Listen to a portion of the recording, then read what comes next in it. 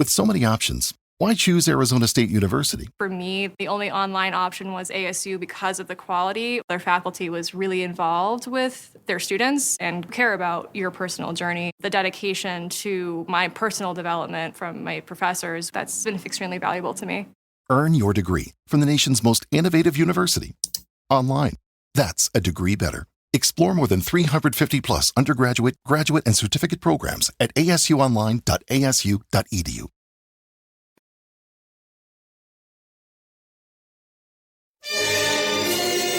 It's the Opperman Report.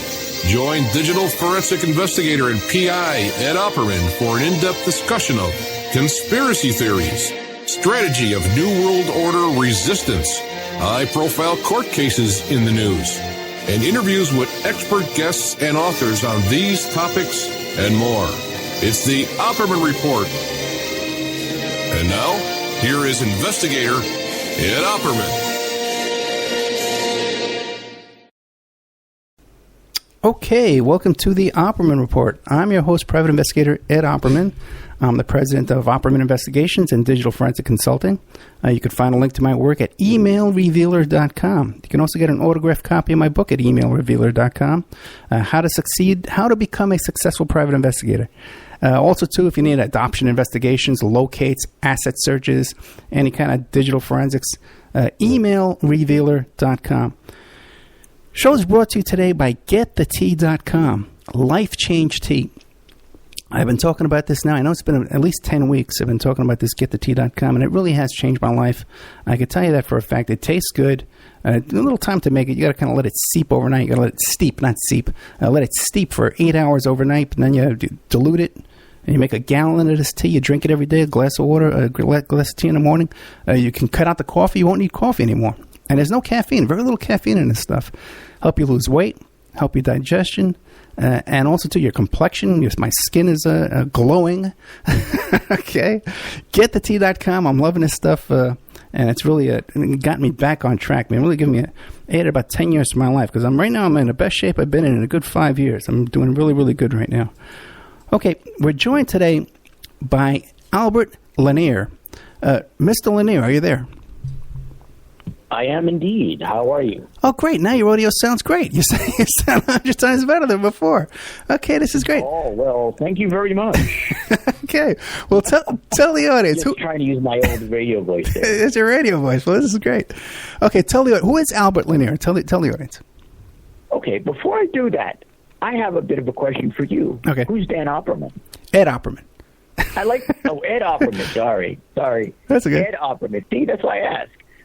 Tell me just a little about yourself. Then I'll get to me. Well, hey, listen, I got a long life. I got to, well, you want to hear some stuff? Okay, I was a tent evangelist. I ran with the Bulls in Spain. I owned a nightclub in Manhattan as a private investigator. A very, very colorful life. Involved in some of the major 24-hour news stories, like I was telling you off the air, the Tiger Woods case, the Charlie Sheen case when he went nuts for a year, Wienergate, Zimmerman, all kinds of fun stuff, congressional investigations. My dad, I live in wonderful, sunny Las Vegas. I'm getting my physical body back in shape, thanks to GetTheTea.com, Life Change Tea. And otherwise, I'm just a grumpy old MFer just trying to get through the day. Grumpy old MFer. I like that. There you go. I'll skip that. Okay, that's fair. So let me just tell you a little bit about myself. Okay. I'm born and raised in Honolulu, Hawaii. Strangely enough, this year is the 30th anniversary of my high school graduation and the 25th anniversary of my college graduation. I attended a liberal arts college called the University of Hawaii West Oahu, which I graduated from in 1993 with a Bachelor of Arts degrees in the humanities. And in 1994, I began what became my career as not only a journalist, but as a freelance writer. I was a freelance writer, journalist, and even to some extent a ghostwriter, as well as writing other types of projects and materials. I was a freelance writer and journalist from 1994 until 2017. I technically retired last year in February of 2017. And since May of 2017, I've been writing a blog on a site called medium.com. I guess the old school is www.medium.com. And that's part of the reason that I'm here today, is to promote my blog, which is on medium.com. And it's reached its 1-year anniversary this month. And in fact, there's a brand new blog, which I just wrote yesterday, about Gary Webb and what happened to his career. I believe it's called Terminated with Extreme Prejudice, how the mainstream media destroyed the career of Gary Webb. So you can check that out, and you can check out my other blogs. I've written about a number of things. It's largely oriented toward media and media issues and media aspects, as well as ripped from the headlines current events. So I've written about Stormy Daniels and how the media treats women. I've also written about what's going on with Megyn Kelly, and also wrote about Alex Jones. I did a kind of expose on Alex Jones called the Info Whore, the Alex Jones deception. So that's one of a number of blog pieces, maybe not many, but a number of blog pieces you can check out at my blog, which is at old school www.medium.com, and for the more postmodern, just medium.com. And it's under my name, Albert Lanier. Yeah, right. And Lanier is spelled Lanier when you get to medium.com. Correct. Yeah. So, okay, we came on the show to talk about Gary Webb. Why don't you describe who Gary Webb was and how he became famous? Gary Webb was a reporter for a rather middling daily newspaper in Northern California called the San Jose Mercury News. And he was not just a reporter there, he was an investigative reporter. And previous to that, Webb had been a reporter, I believe, at the Cleveland Plain Dealer and newspapers in Kentucky. I think he's from Kentucky originally, went to school there. And so he had come up through the ranks of the print journalism trade, much like I did. I didn't write for dailies, but I went through the print journalism trade. I guess at this point I should also note my CV, my curriculum vitae. As a freelance writer and journalist, I have written for a number of publications, newspapers and magazines. These include Honolulu Weekly, Pacific Business News, Hawaii Magazine, Edible Hawaiian Islands, for which I won an award, and a number of other publications. Utah Business Journal, Asian Week, just a number of publications that I've contributed to. So that's kind of my curriculum vitae to demonstrate to people, kind of my take on it, because this is my take on Gary Webb's career, but it's from a journalistic point of view. Having been a freelance journalist and an independent journalist, I have a certain take on it. In any event, Webb was working for the San Jose Mercury News at the time that a series that he wrote came out in 1996. And the name of the series was called Dark Alliance. Dark Alliance was the series that basically made him, as you mentioned, famous. Basically, Dark Alliance was about, the series was about 3-article series, if I'm not mistaken. The series was about the crack cocaine trade and trafficking in the United States. And what Webb had done was isolated largely to the West Coast, and more specifically to Los Angeles, California. Within that context, he isolated it even further, sort of microscopically, brought down to the level of about 3 people. One was Ricky Freeway Ross, who was a drug dealer, who I believe you've had on your show, if I'm not mistaken. Sure. Yeah, you've had him on your show. I actually listened to it. It was a kind of interesting interview. There's also Norman Meneses and Danilo Blandon, and they were from Nicaragua. I believe Meneses, if I'm not mistaken, had the nickname the King Drugs, if I'm not mistaken. And they were essentially the suppliers, both Meneses and Blandon, were the suppliers of raw cocaine to Ricky Ross, who was selling it to street gangs in L.A. and elsewhere, primarily the Crips in L.A., the Crips and the Bloods, and was basically making millions of on millions of dollars. I think at one point he was making $3 to $4 million in a day from cocaine. What happened was the innovation, if you could call it that, was to take the cocaine, which was expensive at the time. You're talking late 70s, 80s. Cocaine is considered a highly expensive drug, but a couple $100 a kilo or something like that. And basically hardening it, turning it into smaller stones, I think wax is the term, selling it for much cheaper amounts.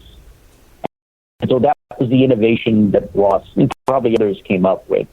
And that was sort of the gist of the article. Was Ross was the major font for pushing cocaine, primarily crack cocaine, out into not only Los Angeles, but in other areas on the West Coast, and eventually around the country. And that Blandon and Meneses were using the proceeds from these drug trafficking, not only from drug trafficking, but for drug sales, to finance the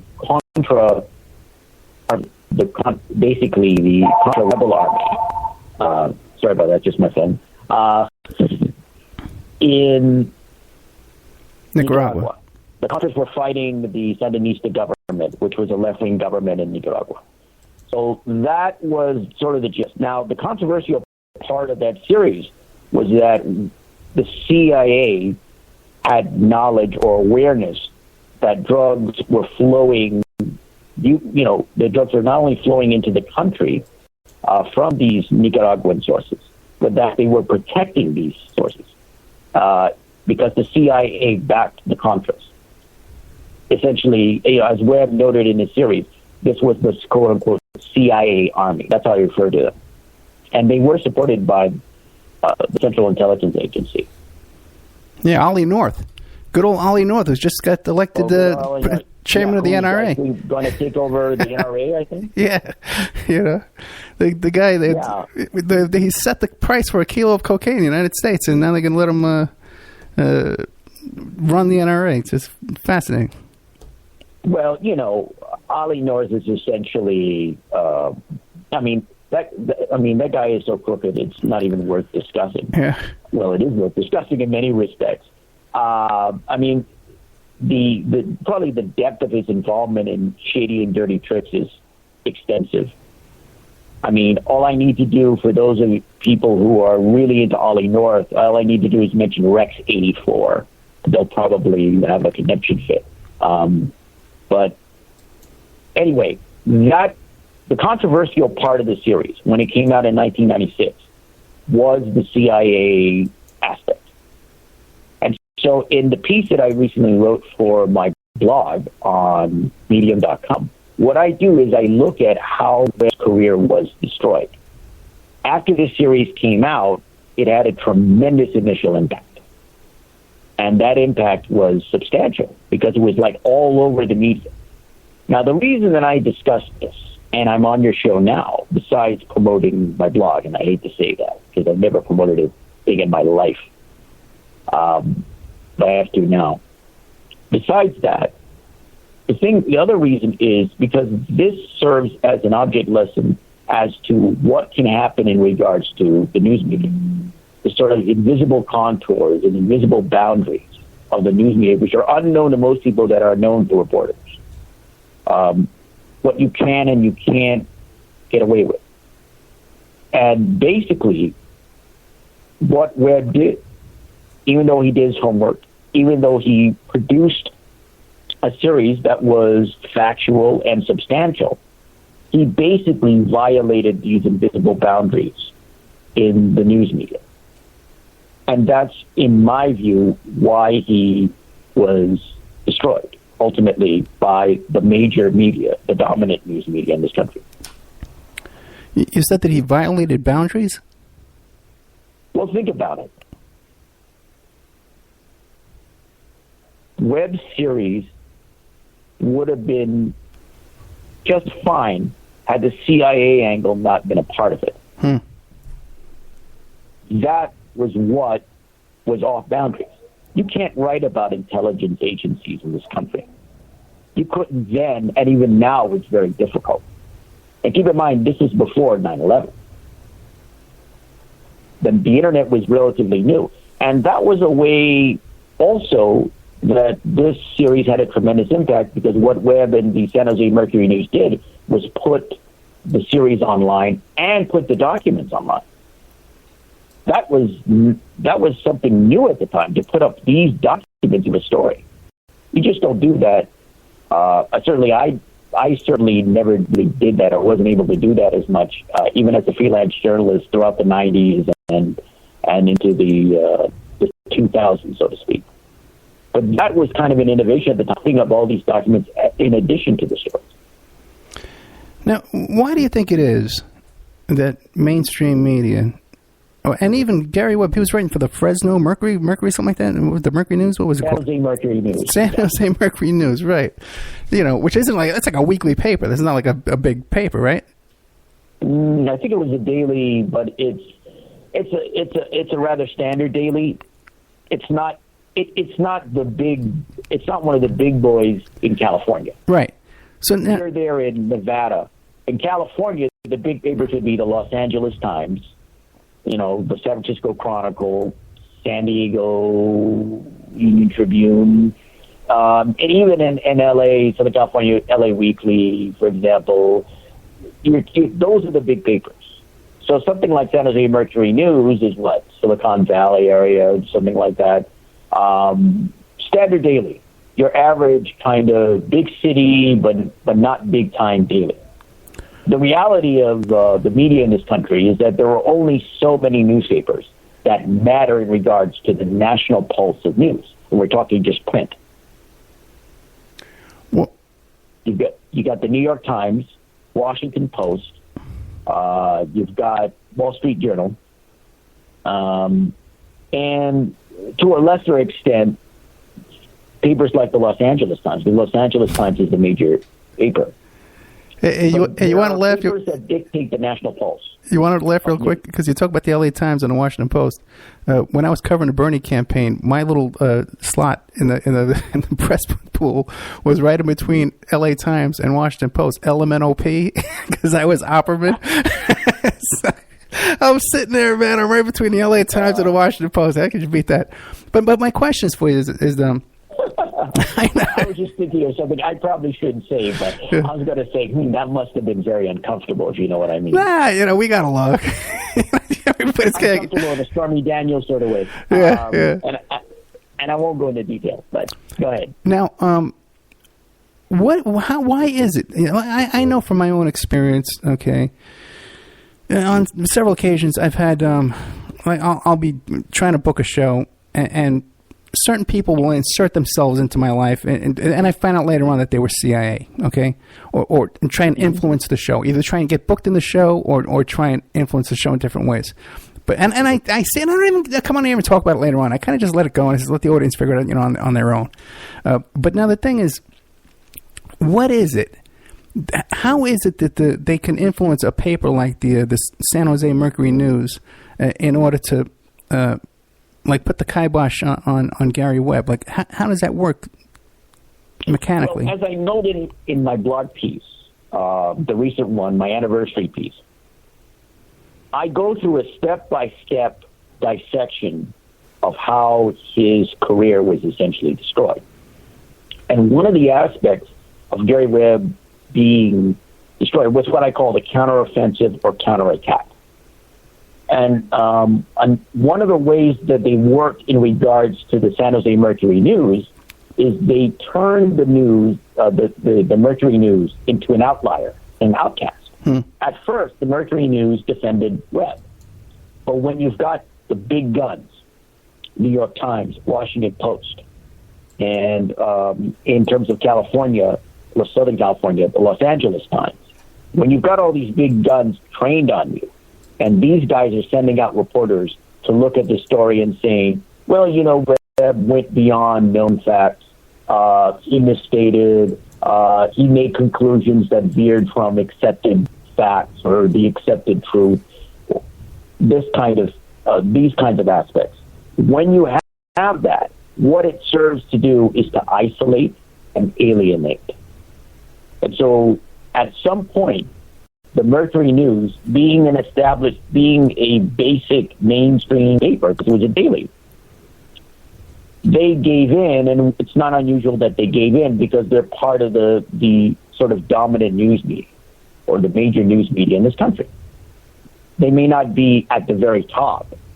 I hate to use the term Bill O'Reilly would use because, O'Reilly's nothing but a sleazy creep who wasn't even a decent reporter and just faked a lot of stuff that he was reporting on. But that's a whole other story. But the media elite, I think you used that term before, the media elite. So the media elite, when they train their guns on you, you're in trouble. Keep in mind, the internet was very new back then.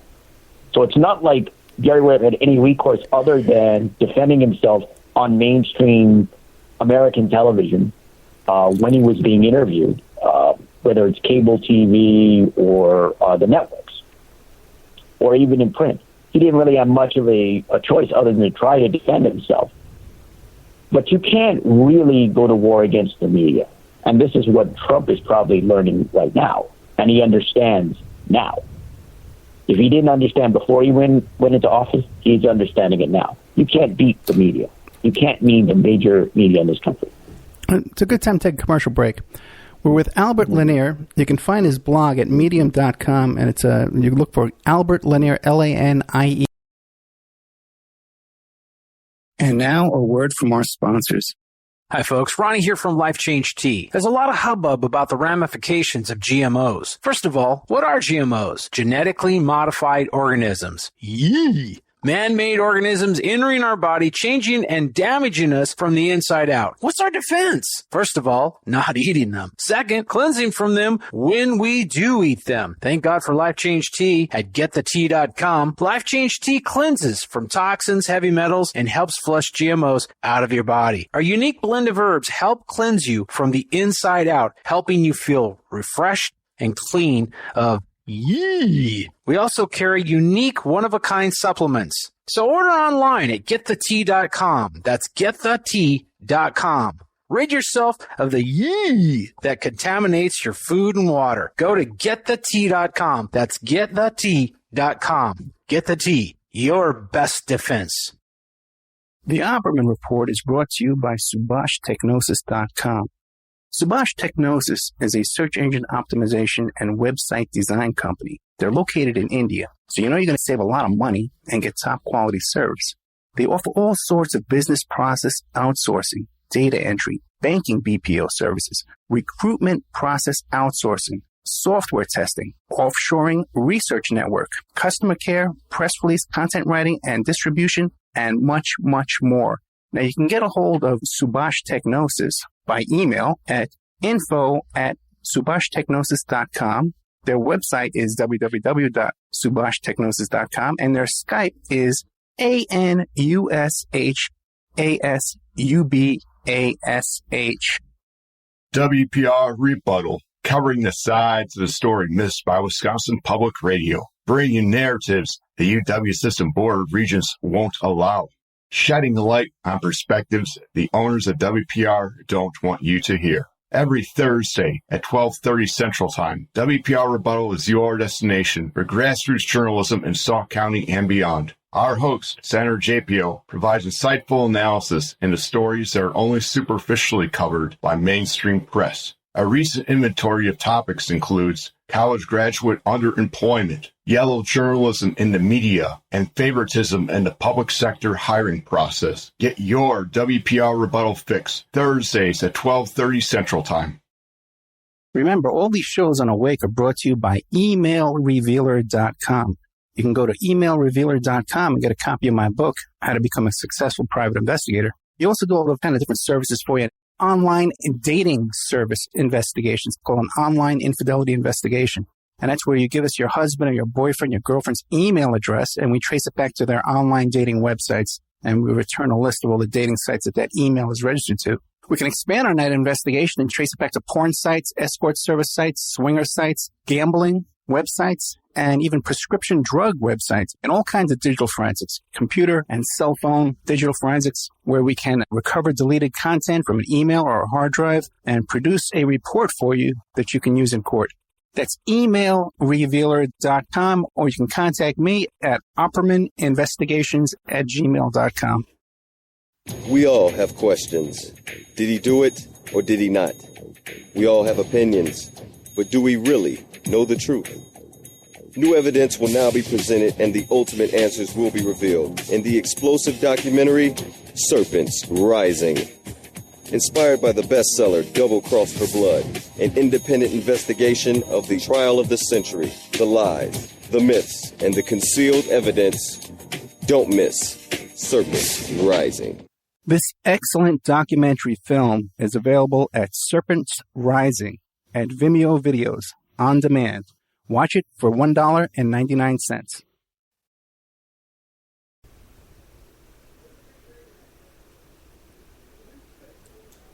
Okay, welcome back to the Opperman Report. I'm your host, Private Investigator Ed Opperman. We're here with Albert Lanier. You can find his blog at medium.com. Look up Albert Lanier, Lanier. So, Albert, you were mentioning how the press will, how they did a hatchet on there on Gary Webb. Kind of like the same way they started questioning Michael Wolff with the Fire and Fury book. Like, first he was all accepted well and stuff like that, but then toward the end they started like criticizing him a little thing, and then now he's banished from the media. What do you make of that? Interesting. That's an interesting case. Yeah. Because, well, you have to look at Wolff himself. Basically, what he is in my view, I have slang terms for people and concepts and entities. He's basically what I call a love 'em and leave 'em reporter. What he essentially does is seduce subjects he wants to interview, people that he wants to do books about, like he did with Rupert Murdoch. Sends him emails, effusive in praise, says a lot of nice things about him. Then he gets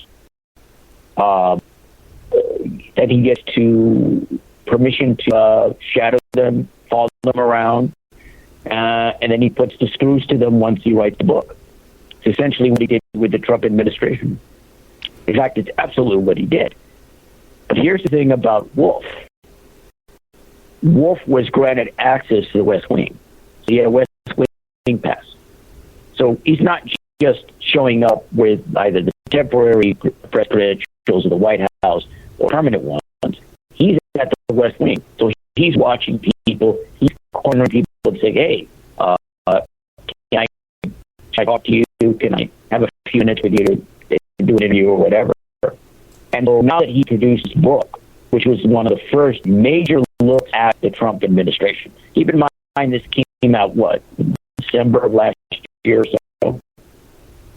And so it was really the first real picture of the administration that people would get outside of the normal major news media and even alternative media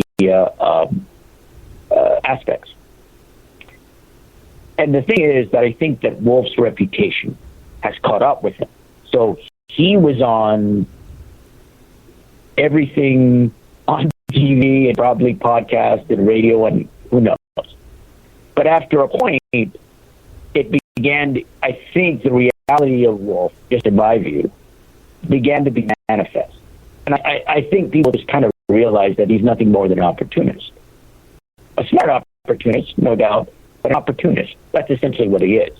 Now, whether Fire and Fury is entirely accurate or wholly inaccurate, I can't say absolutely because I have not read the entire book. I comment on that, absolutely. But I would probably venture to argue that at least a minimum of 25%. What little I have read, 25% of that has to be accurate. So it can't be entirely false or distorted. He had to have captured some of the reality going on in that White House. But I think his reputation caught up with him. Okay, and back to Webb, because his life was destroyed.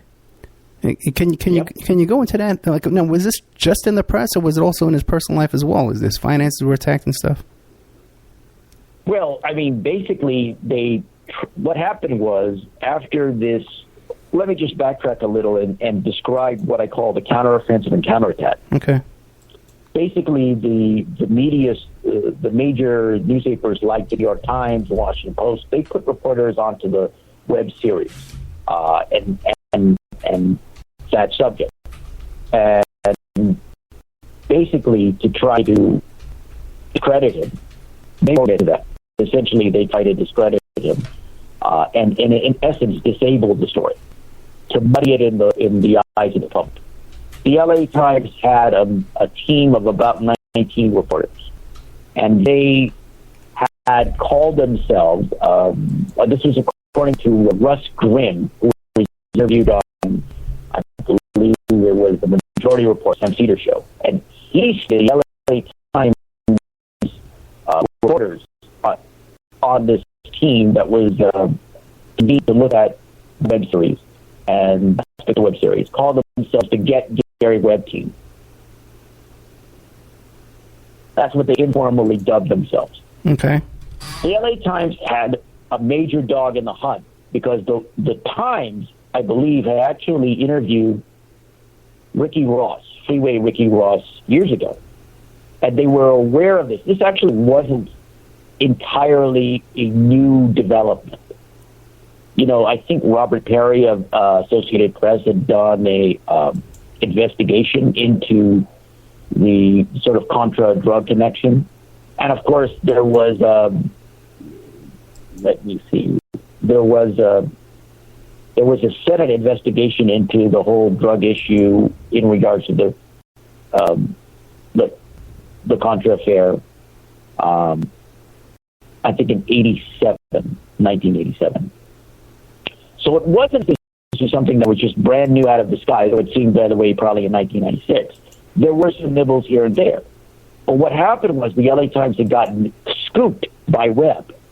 I mean, they basically were shown up because here's this guy working for not even one of the major newspapers in California. And he has this big story. I mean, this is a gigantic story. Now, I don't know where you were in 1996.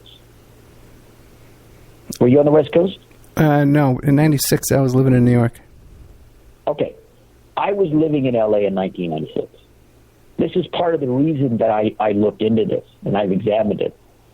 Because, in a sense, it was slightly personal to me. I was a young freelancer and a young journalist living in L.A., working in L.A., and I read web series in the papers there. I was there when all of that, when that series came out. So for me, it's personal because I was an LA resident back then. And it was, I use the term incendiary in my blog piece. Explosive is another term. That was a gigantic story. If it was big back then in 1996, that story came out today, it would be even bigger. It'd be gigantic because it would be not only in the mainstream, but also on the internet. It technically was on the internet back then in 96. Well, the internet was relatively new in regards to the public consciousness. But that story would have been even bigger today in 2018.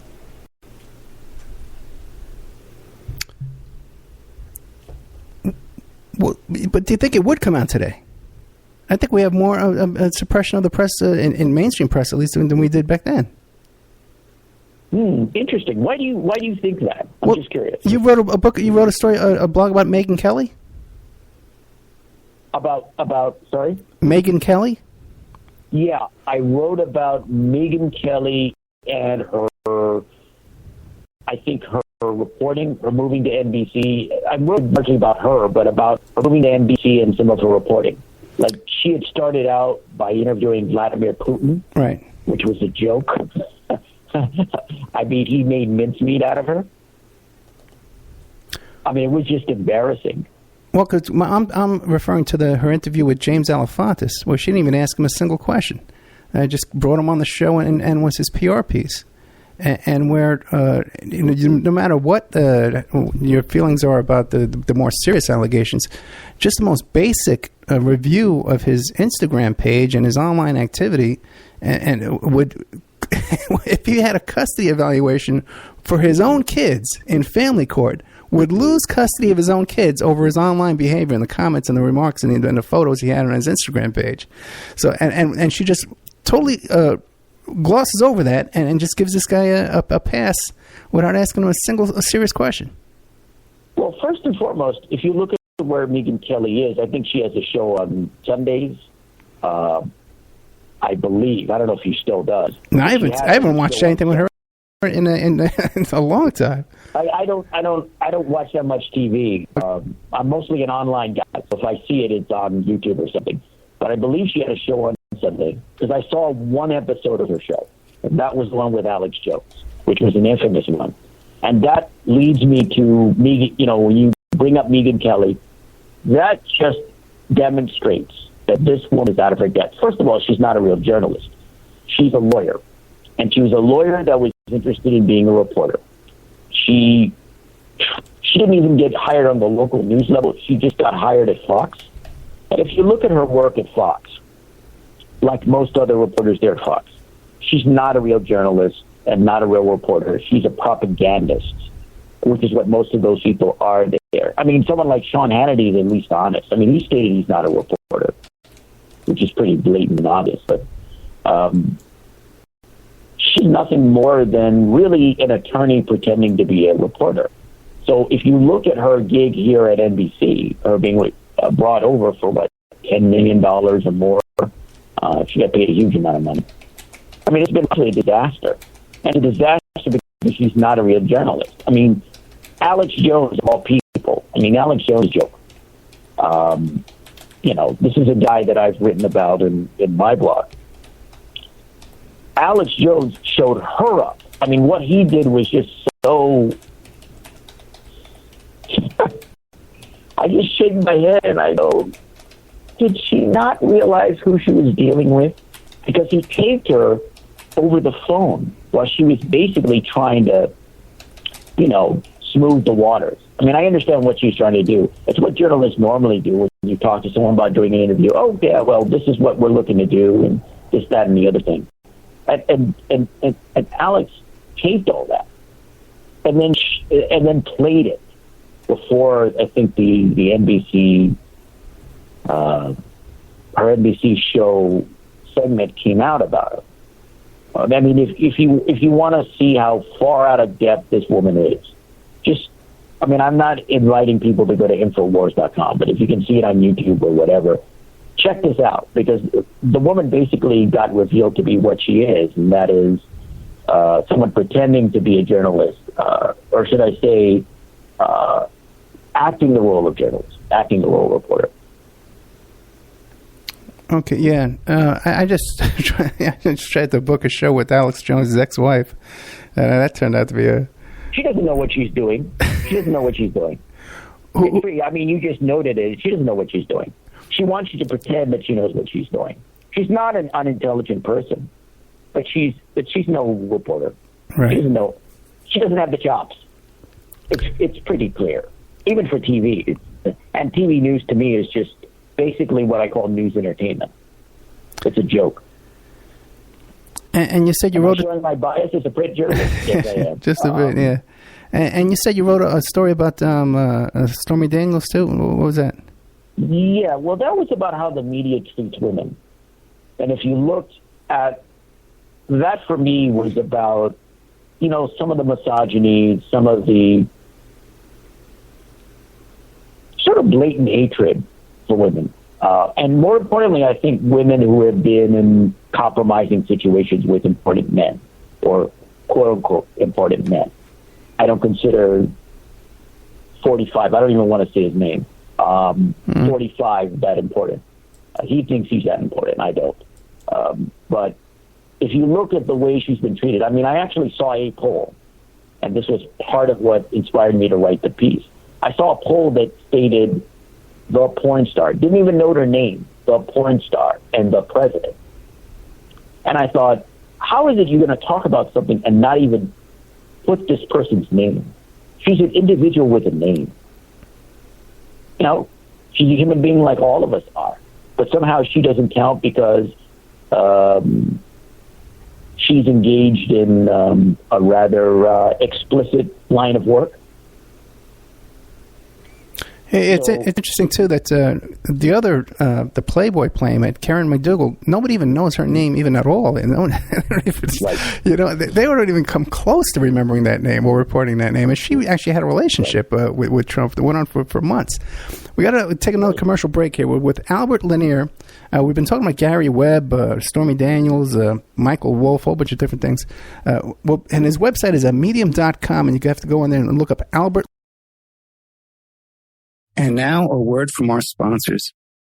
WPR Rebuttal, covering the sides of the story missed by Wisconsin Public Radio, bringing narratives the UW System Board of Regents won't allow, shedding light on perspectives the owners of WPR don't want you to hear. Every Thursday at 12:30 Central Time, WPR Rebuttal is your destination for grassroots journalism in Sauk County and beyond. Our host, Senator JPO, provides insightful analysis into stories that are only superficially covered by mainstream press. A recent inventory of topics includes college graduate underemployment, yellow journalism in the media, and favoritism in the public sector hiring process. Get your WPR Rebuttal fix Thursdays at 12:30 Central Time. The Opperman Report is brought to you by SubhashTechnosis.com. Subhash Technosis is a search engine optimization and website design company located in India. So you're going to save a lot of money and get top quality service to boot. They offer all kinds of services, business process outsourcing, data entry, banking BPO services, recruitment process outsourcing, software testing, offshore research networking, customer care, press release content writing and distribution, and much, much more. They offer website development, e-commerce solutions, mobile responsive designs. Now, I've personally worked with Subhash for over 10 years. This is the man that puts out my press releases. They've done work on my websites, so I can personally recommend SubhashTechnosis.com. You can find a link to Subhash Technosis at OppermanReport.com and also AwakeRadio.us. People are waking up. They're standing up to those pushing pesticides and GMOs as safe alternatives for a starving world. What a bunch of crap! I tell you, I'd rather eat dirt. So I drink Life Change Tea. It's an herbal drink, cleansing my body of toxic sludge and nasty chemicals, and of course, ridding the intruders that are hidden in my so-called food. And by the way, Life Change Tea is non-GMO and organic. No fillers, no yuck. Just a great defense against you-know-what. May the supplement force awaken you. Don't fall to the dark side. Sorry. I went to the movies last night. Anyway, enough said. How do you get that herbal drink and change your life? GetTheTea.com. That's GetTheTea.com. You will awaken. You will get stronger, and you might even lose a bit of weight. So awaken to Life Change Tea and the many one-of-a-kind supplements at GetTheTea.com. That's GetTheTea.com. May the supplement force be with you. We all have questions. Did he do it or did he not? We all have opinions, but do we really know the truth? New evidence will now be presented and the ultimate answers will be revealed in the explosive documentary, Serpents Rising. Inspired by the bestseller Double Cross for Blood, an independent investigation of the trial of the century, the lies, the myths, and the concealed evidence. Don't miss Serpents Rising. This excellent documentary film is available at Serpents Rising at Vimeo Videos on demand.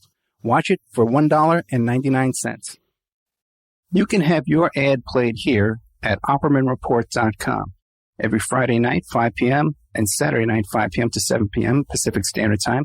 And on Friday nights, too, we do a live portion for 1 hour that I just do a live monologue. The ads are very, very inexpensive, and they're also played in the Opperman Report member section. In the member section, you can find all kinds of exclusive content that you won't find anywhere else. It's as cheap as $6 a month, $20 a quarter, or $75 for a year. If you contact me directly at oppermanreport@gmail.com, I'll set you up with a little special deal there where you get a discount if you PayPal me directly, and you even get a copy of my book. I want to thank William Ramsey, who helps us produce the show and book guests. You can find William Ramsey, who's an excellent author, at William Ramsey Investigates on YouTube.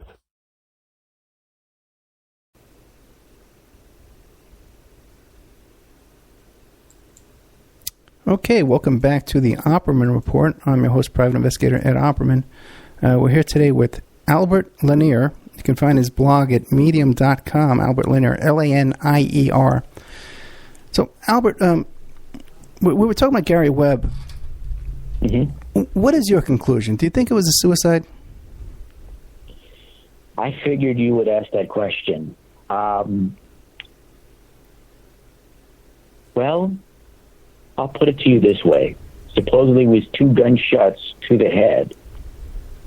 Generally, from my understanding of a suicide by gunshot, you would only need 1. So why 2? Just want people to think about that. Well, if you look that up, it's not that uncommon for there to be 2 gunshots in a suicide. Well, but I'm saying it's not entirely uncommon, but it's still suspicious to me. It would depend on what the location of the gunshots would be. If one were a flesh wound, okay, that's one thing. But generally speaking, one should do the job. So I would say it's fairly suspicious. But that's all I can say at this point. It's fairly suspicious. Okay, and when I talked to Freeway Rick Ross, I'm pretty sure that he felt it was a suicide. Oh, he did? Oh, he told you that? I'm pretty sure, yeah. In fact, everybody who I've talked to that knew him all agree that it was a suicide. It was a suicide? Yeah. I just say that I'm suspicious of it. I can't say that it wasn't, and I can't say that it was. Yeah. So it's best to be... I take the kind of position of it undetermined at this time. So, any other recent news stories you've been writing about? Well, I'm retired at this point, so I'm not active in the trade. I do an occasional op-ed piece on occasion for a local news site called Honolulu Civil Beat, and that depends. But no, I haven't. I mean, the last thing that I wrote was about Gary Webb. It's my anniversary piece on my blog, and I looked into how his career was destroyed, and so I haven't really written anything outside of that. Gotcha. Okay, so right. We're pretty much running out of time. Is there anything you want to leave us with? Well, that's a good point. I think one of the things that I wanted to mention and make clear was I think that the Gary Webb affair and what happened to him is an object lesson, as I mentioned earlier, about what I call the invisible boundaries of the news media. There's a lot that really isn't understood by most people about the news media. In fact, most people approach the news media from total ignorance. They really just don't understand it. And that's not unlike any other industry. They don't want you to understand it. They don't want you to be versed enough to understand what the news business is about. And that's logical. No other industry does, right? I don't think the restaurant business wants people to know what the industry is really like. Nor would that be for agriculture, nor would that be for any other industry. The news business is no different. There's a lot about the news business that the average person really just doesn't understand, and I know that as somebody who's been an independent journalist, has been a freelancer, and been a journalist for 22 years, I know that, for example, not every article that's printed in a newspaper is written by the person who's given as the byline. And I know this is somebody who has ghostwritten newspaper articles. I haven't just written my own articles, of which there have been, who knows, plenty of them or whatever of them out on the internet or elsewhere in print. But I've also ghostwritten, which I won't go into detail about. There are also other aspects of the media that are just really not known by people, such as the fact that people in news media, which is nothing new, but people in news media lie. I mean, one example of this is what happened with, what's her name, the New York Times reporter, Maggie Haberman, who blatantly lied about comedian Michelle Wolf and what she had joked about Sarah Sanders, the secretary, at the White House Correspondent Dinner. That's probably considered unimportant lie in the grand scheme of things. But she blatantly stated that this comedian had made fun of this woman's looks and had put down her looks when she did nothing of the sort. I mean, that is an indication of what else people probably aren't aware of, or what they assume but probably aren't aware of in regards to the news media. Blatant lying. I mean, I've seen a little blatant lying myself over the years. Maybe not lots of it openly, but I've seen a little of it. And so there's a lot that's really not known about the news media, whether it's print, whether it's TV, radio, and even online. And again, there are boundaries. There are things that you can and can't do. Take the Gawker case, for example, the one with Peter Thiel and Hulk Hogan, sure. That lawsuit. Gawker was a site that really had no real standards in regards to journalism, and they just were after people, naming names and revealing secrets and what have you. And they ultimately paid a price for it, because in the normative journalism world, regardless of whether you're mainstream or independent, there's only so much that you can write about or broadcast, because editors and publishers and owners won't allow you to do so. Freedom of the press extends to those who own the press. So that's something that people don't really understand about journalists and reporters. They think we have the freedom to do what we want. We don't. Well, on that note, Albert Lanier, we're totally out of time. Thank you so much. All right. Check out medium.com, Albert Lanier, Lanier. Thank you so much. Thank you. Okay, well, there we had Albert Lanier talking about Gary Webb and news media in general. If you like the show, check out OppermanReport.com. That's where we have our members section. A lot of exclusive content on there that you won't find anywhere else. The porn, Steve Bannon's Porn and Meth House. You find that here exclusively.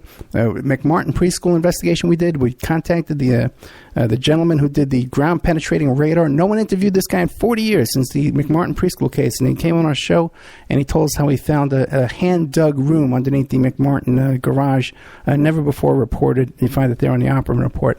Albert Lanier, he's very correct. The reason why I got into media and doing this radio show is because of my experience behind the scenes with media. I was involved in some of the biggest 24-hour news stories that you could find. One was the Tiger Woods case. I was involved in that behind the scenes. In fact, the same people who were involved in that were the ones who were involved with the Stormy Daniels case, the same agent, the same attorney. Also, too, the Charlie Sheen case, when Charlie Sheen had his year-long meltdown. That was my client, Capri Anderson. And again, it was the same people involved with Stormy Daniels. Gina Rodriguez and Keith Davidson was involved in the Charlie Sheen case. Wienergate, many, many cases behind, and my whole story that I did, not my story, but my investigation involving Sarah Palin and Todd Palin, that eventually culminated in a congressional investigation to Secret Service misbehavior. All of these cases, I watched from inside the case, inside the story, from the people who were releasing the information. And it's very true that what you see on the news is not really what's going on. It's more of a packaged story. And I also discovered, too, that just like they could flip a switch and all these different press outlets turn around and start sabotaging Gary Webb, they can flip a switch and change a story around and suddenly, well, this is something we can't talk about anymore. I could bring up stories that I was involved in that are no longer in the press at all. They're not mentioned, even to say, hey, remember that thing and it was turned out wrong? Even that doesn't happen. So there's certain things that are covered up in a way through press agents and through, again, editors and the people who own the stations and the networks and the newspapers and the TV stations and stuff. So there is a lot to what he's saying. I've also noticed, especially since I started hosting a show and now I'm booking guests, there's a lot of infiltration too with the publishing companies, the publishers who put these authors out, and a lot of these authors who write these books, the stories are cover stories. They're not the actual stories. We just did a show with the James I can't pronounce his name, DeGenio, about JFK and Martin Luther King. And I forgot why I was going to... I totally forgot what I was going to get to there. But the thing is that many of these authors in these books... Oh, no, he was talking about how Tom Hanks put out these movies that are rewriting history about the Post and about Charlie Wilson's War. And there was another one I forget that Tom Hanks had done. And the one, Welcome to Parkland, okay, about the JFK assassination.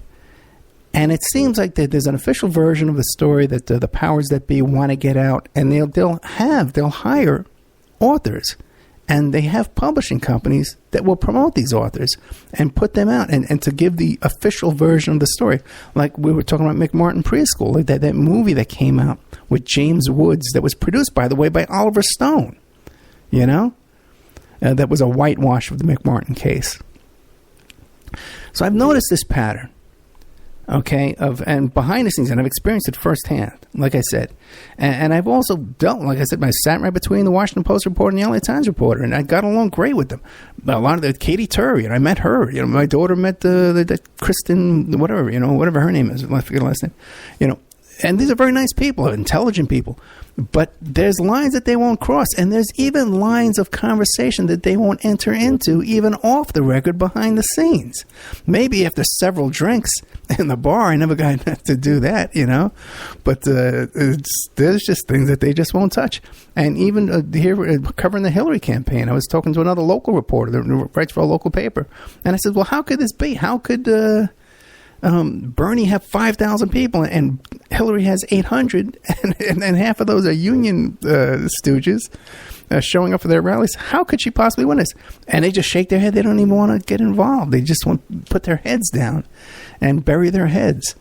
So it's not always that there's control from the top down. There's also control from the bottom up. People, they don't want to lift their heads. They don't want to get in the way. They don't want to make waves. And they don't want to disturb the status quo, because they just know that if you get along better if you go along. So, and that's not our motto here at the Opperman Report, which is why we're not getting along, okay? Which is why we're so low on funds all the time here, and why we're starving, you know. And we really need your support to keep this show on the air, and even to go another week, because I'm just so exhausted this week. I had so many guests just bail on me at the last second, and I've put in so many hours this week on this show. It's just unbelievable. So to support the show, what you do is you go to OppermanReport.com and you become a member. And we have exclusive content there and extra content to support the show. If you want to advertise on the show, you get such... I got to tell you, I get hundreds of emails a day, man. Hundreds of people find out my phone numbers. They find out my secret email addresses. And they email. If you got a product you want promoted, man, come on this show and it'll get promoted. I can trust you. Trust me on that. You'll definitely get some traffic. I can guarantee you that. But to support the show, you become a member, OppermanReport.com. And if you want a discount, you contact me directly at OppermanReport@gmail.com, OppermanReport@gmail.com, and I'll give you 13 months for $60. Okay? And that'll really keep us going here. We only need like 10 of those to get through this month. Who cares? I'm exhausted. Okay. I can only do so much here with what I have to work with. Let's see. Gadzooks. I had a whole bunch of guests bail on me this week. But I want to thank Albert Lanier for showing up. Medium.com. And once they're locked in that car, they think they got to listen to the show. iHeart, iTunes, Spreaker, Podbean, Podcast, YouTube, all that stuff. Played everywhere, all over the place. You can't miss the show. 10 different internet stations, People's Internet Radio, a public streaming network, awakeradio.us, IPM Nation, and now on Ocelli.com, on Chuck Ocelli put us on his station. So you can't, it's rock bottom prices to advertise on the show, and that's how you help support the show. Also become a member, OppermanReport.com. Or contact me for a discount, OppermanReport@gmail.com. Thank you so much, John Elite. I'm looking forward to being stalked by all these characters here. He got me hooked up with www.elite darkesthour.com. That's ALITE. We'll have his book in the Opperman Report book store on our website.